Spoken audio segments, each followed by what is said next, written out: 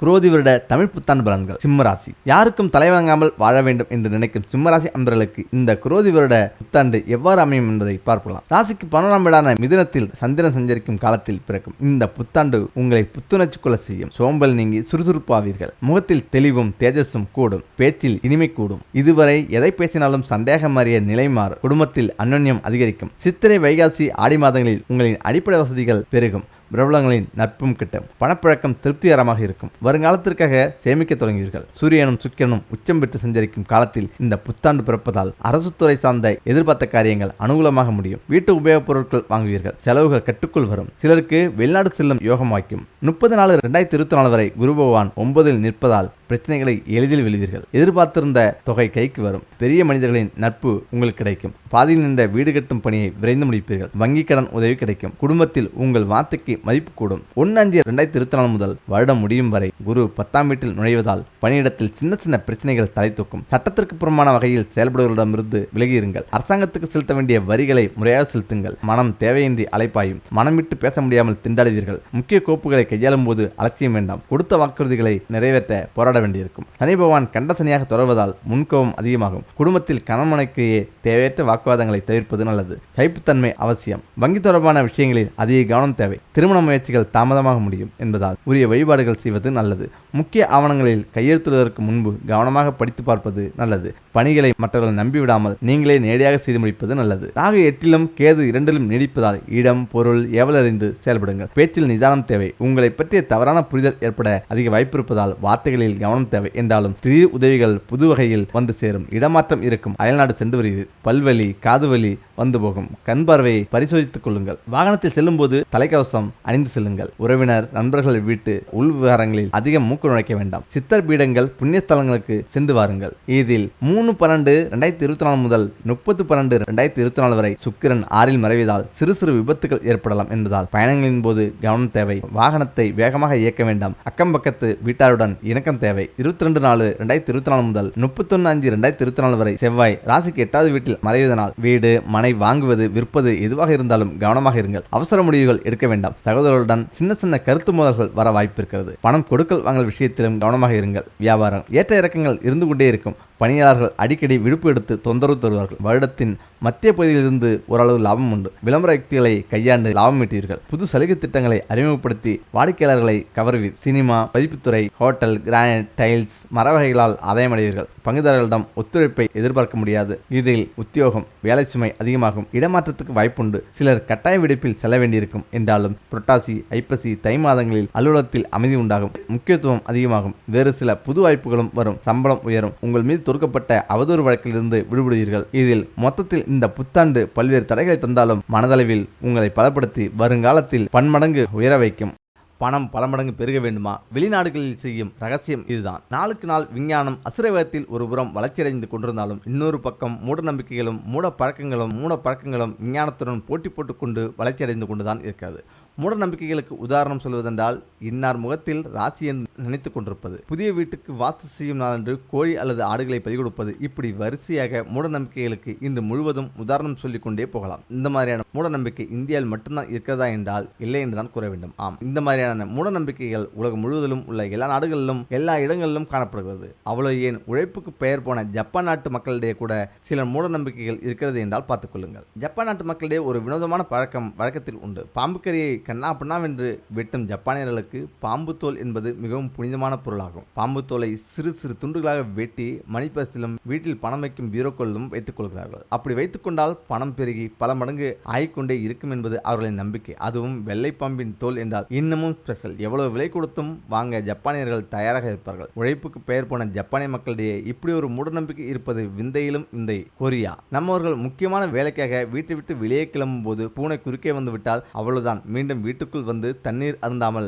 மீண்டும் வெளியே செல்ல மாட்டார்கள். இதே போல கொரிய நாட்டு மக்களிடமும் ஒரு வித்தியாசமான பழக்கம் உண்டு. என்னவென்றால் முக்கியமான வேலை நிமித்தமாக வெளியே செல்லும் போது காகத்தை பார்த்து விட்டார்கள் என்றால் அவ்வளவுதான், அப்செட்டாக ஆகிவிடார்கள். மீண்டும் வீட்டுக்குள் வந்து அமர்ந்து விட்டு சிறிது நேரம் கழித்துதான் செல்வார்கள் என்றால் பார்த்துக் கொள்ளுங்கள்.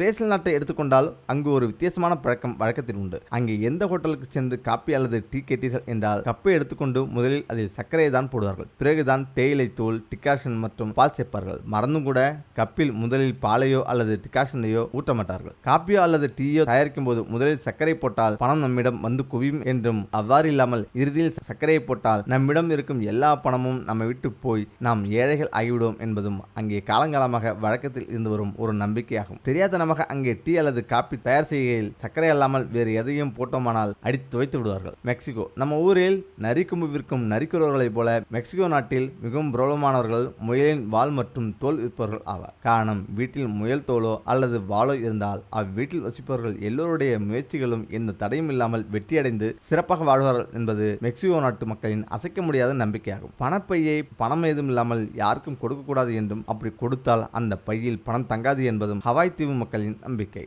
வீட்டில் தரித்திரத்தை தவிர்க்க செல்வ செழிப்போடு வாழ இவற்றை அவசியம் கடைபிடிக்க வேண்டும். குறிப்பாக பெண்கள். ஒருவருக்கு பணம் கொடுக்க வேண்டும் என்றால் வாசற்படியில் நின்று கொண்டு பணம் கொடுக்கக்கூடாது. கொடுப்பவரும் வாங்குபவரும் வாசல்படிக்கு உள்ளே இருந்து கொடுக்க அல்லது வாங்க வேண்டும். செல்வம் நிலைக்க விருத்தி அடைய பணம் கொடுக்கல் வாங்கல் செவ்வாய்க்கிழமை செவ்வாய் ஓரையில் நடப்பது உத்தமம். கொடுப்பவருக்கு பணம் திரும்ப கிடைக்கும். வாங்குபவரால் பணத்தை திரும்ப கொடுக்க இயலும். திரும்ப கொடுப்பதும் செவ்வாய் ஓரையில் நடப்பது சிரேஷ்டம். வாசற்படி, ஊரல், ஆட்டுக்கள், அம்மி இவைகளில் உட்காரக்கூடாது. இரவு நேரங்களில் பால், மோர், தயிர், தண்ணீர் அடுத்தவர்கள் எடுத்து செல்ல அனுமதிக்கக்கூடாது. எரியும் குத்து விளக்கை தானாக அணையவிடக்கூடாது. ஊதியும் அணைக்கக்கூடாது. புஷ்பத்தினால் அணைக்க வேண்டும். வீட்டில் யாரையும் சனியனே என்று திட்டக்கூடாது. எழவு என்றும் கூறக்கூடாது. அதிகமாக கிழிந்த துணிகளை உடுத்தக்கூடாது. துணிமணிகளை உடுத்திக்கொண்டே தைக்கக்கூடாது. உப்பை தரையில் சிந்தக்கூடாது. அரிசியை கழுவும் போது தரையில் சிந்தக்கூடாது. உங்கள் வீடுகளில் லட்சுமி கடாட்சம் தழைத்து செல்வம் பெருக வெற்றிலை, வாழை இலை இவைகளை வாடவிடக்கூடாது. வெற்றிலையை தரையில் வைக்கக்கூடாது. சுமங்கலிகள் பூரண கும்பம், மஞ்சள், குங்குமம், திருமண், சூரணம், கோலம், சந்தனம், வாழை, மாவிலை தோரணம், வெற்றிலை, திருவிளக்கு, யானை, பசு, கண்ணாடி, உள்ளங்கை, தீபம் இவை அனைத்தும் லட்சுமிக்கு மிகவும் பிடித்தது. செல்வம் நிலைத்து நிற்க நமது வீடுகளில் வெள்ளைப்புறாக்கள் வளர்க்கலாம். சங்கு, நெல்லிக்காய், பசுசாணம், கோஜலம், தாமரைப்பூக்கள், சுத்தமான ஆடைகள் வீட்டில் இருப்பது சுபம். காலை எழுந்தவுடன் தனது உள்ளங்கைகள் பசு, கோயில் கோபுரம், இறைவனின் திருவுருவப் படம் இவற்றை பார்க்க வேண்டும். தினசரி விளக்கேற்றுவது சிறப்பு. செவ்வாய் மற்றும் வெள்ளிகளில் 5 முகம் கொண்ட விளக்கேற்றுவது இன்னும் சிறப்பு. விளக்கை அமர்த்துதல் அல்லது மலையேறுதல் என்றுதான் சொல்ல வேண்டும். அணைப்பது என்ற வார்த்தையை உபயோகிக்கவே கூடாது. அது அமங்கல சொல்லாகும். எந்த வீட்டில் சாப்பாட்டிற்கு ருசியாக ஊறுகாய் இருக்கிறதோ அந்த வீட்டில் தரித்திரம் இருக்காது. எனவே உங்கள் வீட்டில் எப்போதும் பலவித ஊறுகாய்கள் குறைவின்றி இருக்கட்டும். வீட்டுக்கு வரும் சுமங்கலி பெண்களுக்கு குங்குமமும் தண்ணீரும் வழங்க வேண்டும். அவர்களுக்கு மஞ்சள் கிழங்கு கொடுப்பதால் பல ஜென்மங்களில் செய்த பாவங்கள் விலகி பாக்கியங்களும் பொருளும் சந்தோஷமும் பெருகும். எந்த பொருளையும் இல்லை இல்லை என கூறக்கூடாது. இந்த பொருள் வாங்க வேண்டியிருக்கிறது என்றே சொல்ல வேண்டும். அன்னம், உப்பு, நெய் இவைகளை கையால் பரிமாறக்கூடாது. கரண்டியால் மட்டுமே பரிமாற வேண்டும். கையால் பரிமாறப்பட்ட அன்னம், உப்பு, நெய் இவை மாமிசத்துக்கு சமம். பெண்கள் வளையல் அணையாமல் எதையும் பரிமாறக்கூடாது. அமாவாசை என்று எண்ணெய் தேய்த்து குளிக்கக்கூடாது. வெள்ளிக்கிழமை உப்பு வாங்கினால் நன்மை உண்டாகும். இரவில் வீட்டை பெருக்கினால் குப்பை வெளியே கொட்டக்கூடாது. வீட்டில் தூசி, ஒட்டடை சேரவிடாது. அடைச்சல்கள் இன்றி சுத்தமாக இருப்பது அவசியம். கோலமிட்ட வீட்டில் திருமகள் தங்குவாள். வீட்டு வாசலில் கோலமிடுவது அவசியம். பிளாட்களில் வசிப்பவர்கள் தங்கள் மெயின் டோர் வாசலில் கோலம் வரையலாம். சாம்பிராணி உள்ளிட்ட நறுமணப் பொருட்களை அடிக்கடி வீட்டில் உபயோகிக்க வேண்டும். ஈரத்துணி அணிந்து பூஜை செய்யக்கூடாது. பெண்கள் மூக்குத்தி, வளையல், மெட்டி இவைகள் அணியாமல் இருக்கக்கூடாது. தங்கம் எனப்படும் சொர்ணம் மகாலட்சுமி அம்சம் என்பதால் அதை இடுப்பு கீழே பெண்கள் அணியக்கூடாது. பெண்கள் மாதவிடாய் ஊற்றிருக்கும் சமயம் அவர்களின் நிழல் சுவாமி படங்கள் மீது விழக்கூடாது. விளக்கு வைக்கும் நேரம் வீட்டில் படுத்து உறங்குதல் கூடாது. செல்வ செழிப்போடு வாழ நமது வீட்டில் நமது ஆடைகள், துணிகள் சிதறி கிடக்கக்கூடாது. நாம் பயன்படுத்திய ஆடைகளை ஒரு தனி பெட்டியிலும் புதிய ஆடைகளை இன்னொரு பெட்டியிலும் போட்டு வைப்பது அவசியம். வெள்ளிக்கிழமைகளில் மாலை 5 மணிக்குள் நமது வீட்டை பெருக்கி சுத்தம் செய்து அலசி விட்டுவிட வேண்டும். அலசிய பின்னர் நமது வீட்டு பூஜை அறையில் நெய்யில் தாமரை நூல் தீபம் ஏற்றி வர வேண்டும். அதன் பிறகு 100 கிராம் உப்பு வாங்கி வருவது செல்வ வளத்தை நமது வீட்டிற்கு விரைவாக கொண்டு வரும். ஒருபோதும் இருட்டிய பின்னர் தயிர் சேர்த்த உணவுகளை சாப்பிடக்கூடாது. அப்படி சாப்பிட்டால் எவ்வளவு பெரிய கோடீஸ்வரனாக இருந்தாலும் அவன் வறுமைக்குள் விழுந்து விடுவான். வெள்ளிக்கிழமைகளில் கடையில் எண்ணெய் வாங்கக்கூடாது. இதையெல்லாம் செய்தால் இருக்கிற செல்வம் தங்கும். லட்சுமி தேவி நம் வீடு தேடி ஓடி வருவாள்.